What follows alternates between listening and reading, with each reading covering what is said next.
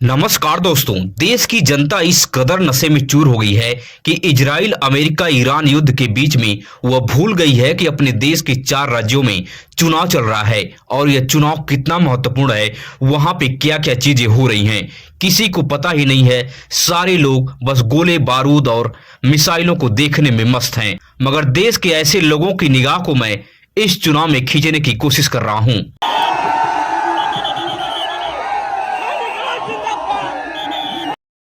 वो मियाँ जिंदाबाद बोलेगा, हम लोग असमिया जिंदाबाद बोलेगा, चलेगा। জমি ছাড়বো না প্রমাণ করে দিয়েছি, বস্তায় বস্তায় ফর্ম জমা দিয়েছে। मालूम है, मैं भी चाय वाला हूँ। है पता है, मैं छोटा था तो चाय बेचता था। आज इस वीडियो में बात करेंगे कि असम और पश्चिम बंगाल के चुनाव में आखिर जनता का क्या मूड चल रहा है, आखिर वहां के लोग क्या सोच रहे हैं। मोदी जी आप में बहुत दम है, लेकिन ममता बनर्जी किसी से क्या कम है। खेला होगा, खेला होबे। कि आखिर पश्चिम बंगाल की राजनीति में ममता बनर्जी के किला को क्या भारतीय जनता पार्टी भेद पाएगी या नहीं भेद पाएगी, या बुरी तरह से वहां से हारती हुई नजर आएगी। असम और पश्चिम बंगाल का ओपिनियन पोल भी एबीपी न्यूज के द्वारा शेयर किया गया है।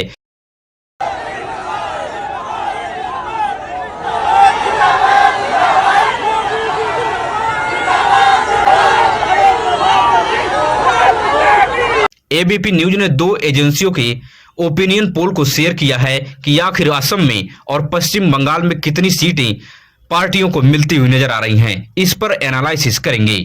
अब जो सबसे बड़ी खबर निकल के आ रही है, असम विधानसभा चुनाव की एक जनसभा को संबोधित करते हुए कन्हैया कुमार ने हेमंता विश्व शर्मा पर सीधा हमला बोला है।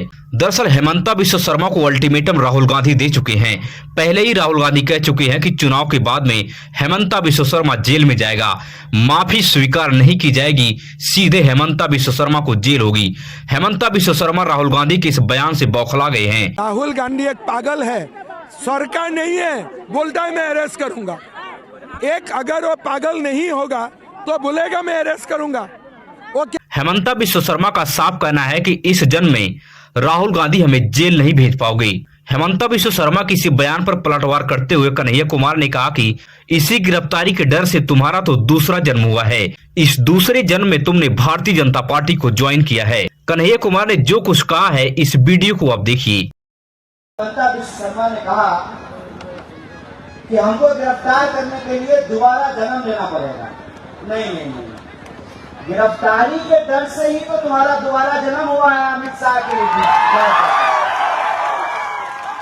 सबको पता है कि ईडी का केस चल रहा था, इनकम टैक्स का केस चल रहा था, और गिरफ्तारी के डर से जो है ये आदमी जाके बीजेपी ज्वाइन किया है। इसके पास 2 ही ऑप्शन था।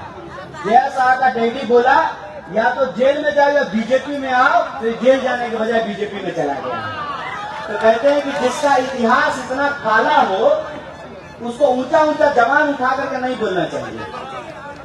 आपको बता दें कि 9 अप्रैल को असम विधानसभा चुनाव की वोटिंग होनी है। प्रधानमंत्री मोदी समेत भारतीय जनता पार्टी ने देश के सभी दिग्गज नेताओं को असम के विधानसभा चुनाव में झोंक दिया है कि तीसरी बार किसी भी तरह से असम में भारतीय जनता पार्टी की सरकार बनाई जाए। गृह मंत्री अमित शाह 10 साल में जो कुछ नहीं कर पाए हैं, वह तीसरी टर्म में करने की बात कर रहे हैं कि असम में घुसपैठियों को पूरी तरह से हम रोक देंगे। मगर 10 साल में गृह मंत्री अमित शाह इस काम को क्यों नहीं कर पाए, हेमंता विश्व शर्मा क्यों नहीं कर पाए, आखिर इस काम को करने के लिए किसने रोक रखा था। मगर आपको मैं बता दूं कि भारतीय जनता पार्टी के रैलियों में जबरदस्त भीड़ देखी जा रही है।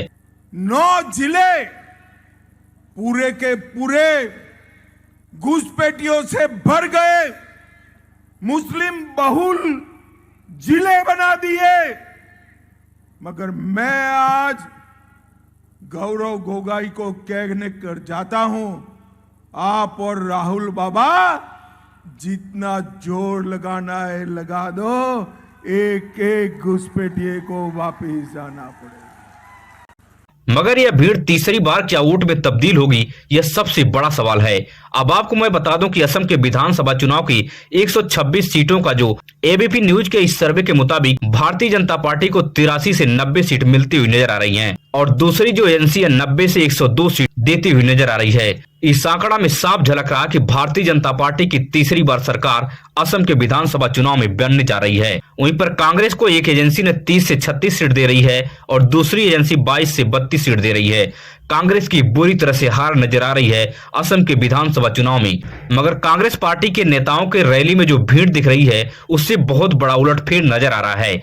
बिल्कुल आंकड़ा नहीं लगाया जा सकता है कि असम के विधानसभा चुनाव में बहुत बड़ा उलटफेर भी हो सकता है, क्योंकि राहुल गांधी जिस कॉन्फिडेंस से हेमंता बिश्व शर्मा को जेल में डालने की बात कर रहे हैं, राहुल गांधी हवाई बात तो नहीं कर रहे होंगे। उन्हें भी कोई आंतरिक आंकड़ा मिला होगा जिसके हिसाब से राहुल गांधी पूरे कॉन्फिडेंस से कह रहे हैं कि हेमंता बिश्व शर्मा इस चुनाव के बाद में जेल की रोटी खाएगा। मैं आज ही बता रहा हूं, माफी का कोई मतलब नहीं है। कार्रवाई इस पे होगी, कानूनी कार्रवाई इस पे होगी। इसको जितना भी जंप लगाना है लगा दे, जितनी भी हरकत अभी करनी है कर ले, मगर इसको हम छोड़ेंगे नहीं। आपको क्या लगता है कि असम के विधानसभा चुनाव में कोई बड़ा उलटफेर होने जा रहा है या तीसरी बार भारतीय जनता पार्टी प्रचंड वोट से जीतती हुई नजर आएगी? अपनी राय को कमेंट बॉक्स में साझा जरूर करें। वहीं पश्चिम बंगाल से इस वक्त की सबसे बड़ी खबर सामने आ रही है। एबीपी न्यूज ने जिन एजेंसियों के हवाले से ओपिनियन पोल का आंकड़ा जारी किया है, इस आंकड़े को देखकर पश्चिम बंगाल की राजनीति में भूचाल आ गया है। एबीपी न्यूज ने 2 एजेंसियों का आंकड़ा जारी किया है। इस ओपिनियन पोल को देखने के बाद भारतीय जनता पार्टी हैरान हो गई है। आपको बता दें कि मुख्यमंत्री ममता बनर्जी जी जान लगाकर ताबड़तोड़ रैलियां कर रही हैं। ममता बनर्जी की रैलियों को देखा जाए तो ममता बनर्जी प्रचंड जीत हासिल करती हुई नजर आ रही हैं। ममता बनर्जी की रैली में जो भीड़ दिख रही है, अगर वह भीड़ वोट में तब्दील होती है तो ममता बनर्जी प्रचंड जीत हासिल कर सकती हैं। मगर ओपिनियन पोल के आंकड़े कुछ और बता रहे हैं। প্রমাণ করে দিয়েছি, বস্তায় বস্তায় ফর্ম জমা দিয়েছে, বাল্ক ফর্ম যেটা দিতে পারে না এখনো বাদ দিচ্ছে। आपको बता दें कि अगर यह आंकड़ा सच साबित हुआ तो भारतीय जनता पार्टी ममता बनर्जी को कांटे की टक्कर देती हुई नजर आ सकती है। भारतीय जनता पार्टी की सीटों में रिकॉर्ड स्तर का उछाल नजर आ सकता है।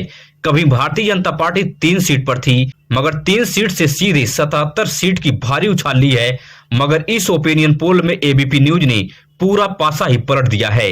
इसमें साफ नजर आ रहा है कि भारतीय जनता पार्टी कांटे की टक्कर भी दे रही है और एक आंकड़ा भारतीय जनता पार्टी को बहुमत देता हुआ नजर आ रहा है। दोनों आंकड़ों पे आप गौर करिए कि भारतीय जनता पार्टी को जो एक एजेंसी है एबीपी न्यूज की, वह दे रही है 130 से 150 सीट और दूसरी एजेंसी दे रही है 110 से 115 सीट। पश्चिम बंगाल में 294 सीट है और बहुमत हासिल करने के लिए 148 सीट चाहिए, जिसमें भारतीय जनता पार्टी को एक एजेंसी 130 से 150 सीट दे रही है, जहां पर भारतीय जनता पार्टी को बहुमत नजर आ रहा है। बहुत बड़ा आंकड़ा भारतीय जनता पार्टी के लिए इस वक्त पश्चिम बंगाल की राजनीति में है।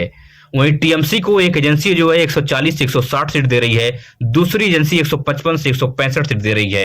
आपको क्या लगता है कि भारतीय जनता पार्टी और टीएमसी की कांटे की टक्कर रहेगी या भारतीय जनता पार्टी बुरी तरह परास्त होगी, 77 सीट से नीचे नजर आएगी पश्चिम बंगाल की राजनीति में? अपनी राय को कमेंट बॉक्स में साझा जरूर करें या बहुत बड़ा कुछ उलटफेर होने वाला है। अगर आप भी देश और दुनिया से बड़ी खबरें देखने में दिलचस्पी रखते हैं तो हमारे इस चैनल को सब्सक्राइब कीजिए, वीडियो अपने दोस्तों रिश्तेदारों तक शेयर कीजिए। मिलेंगे इस तरह से नई वीडियो में नई सूचना के साथ। धन्यवाद।